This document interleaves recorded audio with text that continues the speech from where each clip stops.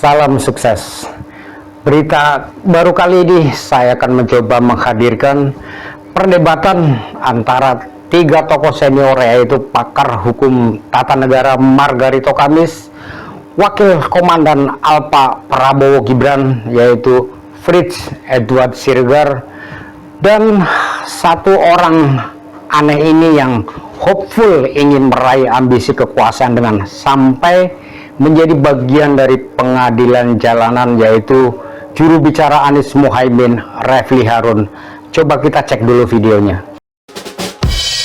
Putusan pertama MK itu sudah dissenting opinion 30 Desember 2003 itu sudah dissenting. Ini kan bagian daripada dinamika politik kita gitu, bahwa selama ini MK nggak pernah ada dissenting dalam pengujian undang-undang, tiba-tiba ada dissenting.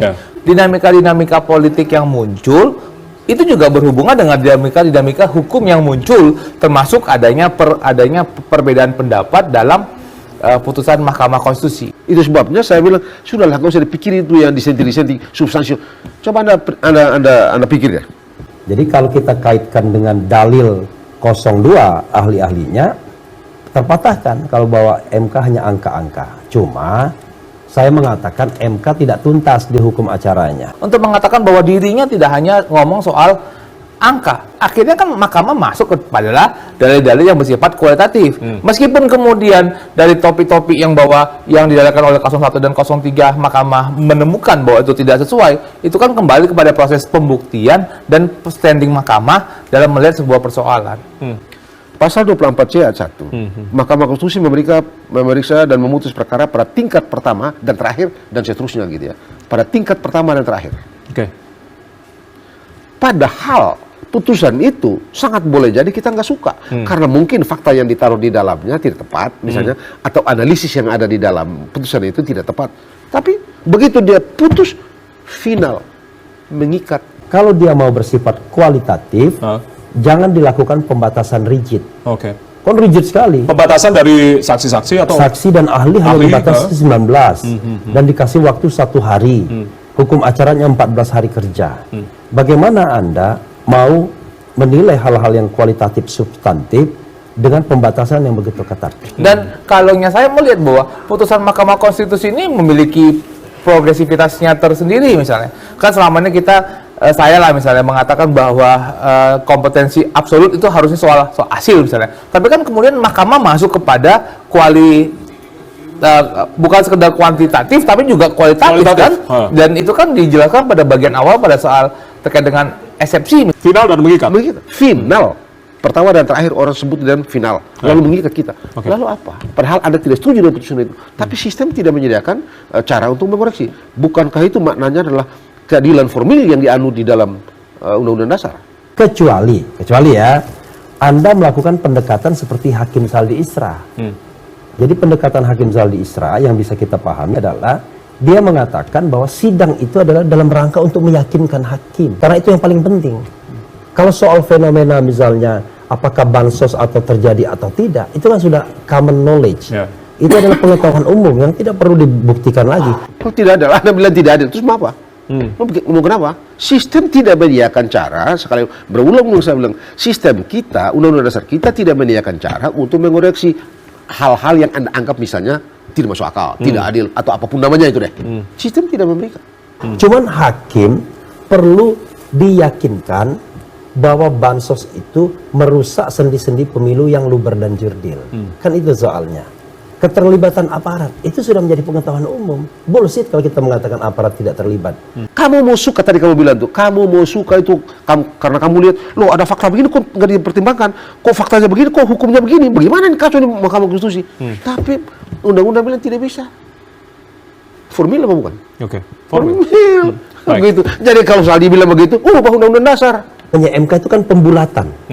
Jadi kalau pendekatannya bahwa sejak putusan pertama mengatakan mereka itu adalah pengawal konstitusi, maka yang dipentingkan oleh MK itu adalah apakah sebuah fenomena itu mengganggu integritas pemilu yang luber dan jurdil atau tidak. Unfortunately, tidak semua hakim memahami itu. Karena menurut saya, memang hakimnya itu ada yang baru. Arsul Sani baru dilantik Januari 2024. Tapi mayoritas kan senior-senior, Pak. Ridwan, ya yang senior-senior itulah yang disenting. Oke. Ridwan Mansur Ya. dilantik Desember 2023.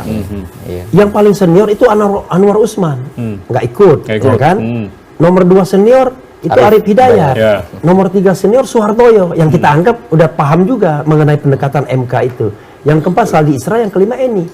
Baru yang junior-junior lainnya. Jadi ketika mereka melihat putusan 2004 misalnya, mereka kan nggak tahu rohnya. Kemudian kita nggak pernah punya hakim MK yang 15 tahun misalnya. Dulu hakim MK itu biasanya hanya paling banyak 2 kali pemilu misalnya. Sekarang yang mulia Pak Arief bilang, oh ini yang sudah yang ketiga kali. Ini juga salah satu sejarah baru misalnya. Kita juga selama ini kita punya undang-undang pemilu. Setiap pemilu selalu ada ganti undang-undang. Kecuali pemilu 2024. Tetap mempergunakan undang-undang yang lama. Itu juga sejarah baru. Jadi dinamika-dinamika politik yang muncul itu juga berhubungan dengan dinamika-dinamika hukum yang muncul, termasuk adanya perbedaan pendapat dalam putusan Mahkamah Konstitusi. Kalau misalnya kelompok yang menolak 5, yang mengabulkan sebagian 3, kan begitu, mengabulkan seluruhnya nggak ada, maka yang 5 inilah yang akan menuliskan putusan. Maka dia akan menuliskan semua argumen, put on the table, put on the paper, yang menolak permohonan. Nah, supaya ini tidak ngaco, maka orang-orang yang bikin Undang-Undang 7 2017 itu sediakan begini loh, kalau administrasi prosesnya di sini, badan yang memeriksa di sini, kalau sengketa proses periksanya di sini, badan yang memeriksa begini. Lalu undang-undang memberikan hak kepada orang yang merasa dirugikan dengan tindak tanduk KPU itu untuk memeriksa yang begitu itu di Bawaslu. Kalau Anda tidak setuju di Bawaslu itu, putusan Bawaslu Anda tidak setuju, Anda pergi ke peradilan tun. Anda tidak setuju dengan isi putusan peradilan tun itu, Anda pergi ke Mahkamah Agung. Itu sistem supaya barang ini adil. Kan gitu bisnis proses. Sementara yang dissenting akan membuat tulisan dissenting opinion yang memperkuat dalil bahwa itu harus dikabulkan, baik sebagian atau seluruhnya. Maka dalam konteks ini adalah 5 hakim mengatakan tidak terbukti semuanya, Hakim Saldi mengatakan terbukti dalam hal bansos dan pengerahan aparat, Hakim Eni juga demikian, Hakim Arif Hidayat jauh lebih lagi. Semuanya, Pak? Semua dalil terbukti. Atau paling tidak, gampangnya, adil ini kan barang yang tidak memiliki bentuk. Supaya gampangnya begini deh, supaya jangan sampai Fritz yang tidak memiliki hak itu hanya karena kita salah prosedur dia mendapatkan hak, atau saya yang tidak berhak karena salah prosedur saya mendapatkan hak. Agar tidak terjadi seperti itu, maka pembentuk undang-undang. Jadi ini sebenarnya soal like a game, seperti game aja jadinya. Kalah dan menang itu seperti kata Pak Mahfud, ada alasannya. Anda mau mengabulkan, ada alasannya. Mau menolak permohonan, ada pula alasannya. Oke. Itu saja soalnya. Kan tadi Refli bilang, kalau menurut Pak Mahfud mau kabulkan ada argumentasinya. Kalau mau tolak juga ada argumentasinya. Jadi bangsa ini bersepakat membuat proses yang diatur dalam Undang-Undang Nomor 7 tahun 2017 itu. Oke. Kenapa Anda nggak pakai? Ya. Jadi itu cara bangsa ini memberi jaminan agar orang yang berhak jangan sampai hilang haknya karena salah prosedur, atau orang yang tidak berhak jangan sampai mendapatkan hak karena salah prosedur. Itulah sistem kita. Banyak sekali dalil yang tidak dibantah baik oleh KPU, Bawaslu maupun pihak terkait. Tapi yang bantahnya siapa? MK sendiri. Coba lihat dalam permohonan itu, ya terhadap dalil ini termohon tidak menyampaikan saksi maupun ahli, ya kan? Ini tidak menyampaikan alat bukti taan. Lalu bantah sendiri. Ada fakta, ada peraturan, dan bagaimana kemudian peraturan tersebut diinterpretasikan dan bagaimana konteks di lapangan. Sehingga hakim juga harus mengambil sesuatu, kan dia harus butuhnya itu, keyakinan itu yang harus dia butuhkan. Sekarang apakah keyakinan tersebut terbukti atau tidak oleh bukti-bukti saksi ahli yang diajukan oleh paslon 1 dan paslon 3 dalam persidangan. Itu juga harus bisa kita lihat dalam proses persidangan kemarin gitu loh. Meskipun kemudian bagaimana bisa melihat, bagaimana kemudian kita bisa berdebat, oh ini harusnya 5 nih, Pak, kalau Pak Soehartoyo seharusnya dia berubah. Tapi kan kita harus bisa melihat bahwa ini adalah sengketa hasil pemilu, bukan kembali kepada pengujian undang-undang. Ya itu kenyataannya begitu, mau gimana? Dan bagus-bagus saja, kan sistem memungkinkan kok. Jadi tidak ada yang oke, hebat-hebat amat enggak lah. Biasa aja. Terkait dengan poin-poin di dalamnya begitu, Udah biasa aja, mau apa juga, biasa aja. Tidak ada yang ini. Kok kan tadi kan Rifli udah bilang sudut nih. ya. Ada argumentasi, lu ambil ini kasih argumentasi gini, interpretasi begini, ini begini, ambil yang ini, interpretasi begini, taruh selesai. Oke.